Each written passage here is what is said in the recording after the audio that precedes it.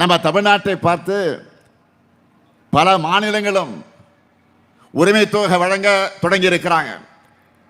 ஆனால் தேர்தலை காரணம் காட்டி இந்த உரிமை தொகையை நிறுத்த மத்தியில் இருக்கக்கூடிய ஒன்றியத்தில் இருக்கக்கூடிய பாஜக பிளான் பண்ணிச்சு.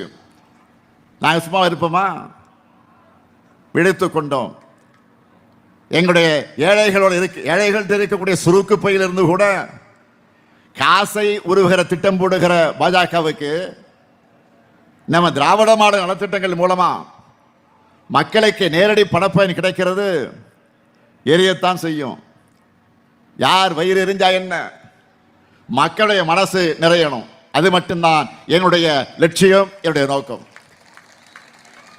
அதனாலதான் பிப்ரவரி மாசமே 3 மாசத்துக்கான உரிமை தொகையை அட்வான்ஸா, அத்தோடு சேர்த்து கோடைக்கால சிறப்பு நிதியா 2000 ரூபாய் சேர்த்து 5000 ரூபாயை வழங்கி இருக்கும்.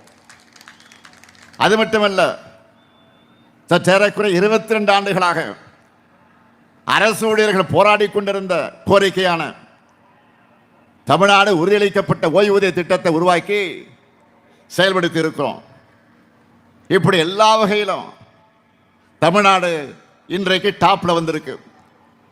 இதுதான் பாஜக தலைமைகளை செயல்பட்டுக் கொண்டிருக்கக்கூடிய அதிமுக உள்ளிட்ட அடிமை கட்சிகளுக்கு எல்லாம் எரிச்சலை உண்டாக்கி இருக்கு. அதனால தமிழ்நாட்டை எப்படியாவது கலவர பூமியாக்கி விடலாம் என்று திட்டமிட்டு ஏராளமான போலி செய்திகளை தொடர்ந்து பரப்பி பார்த்தாங்க.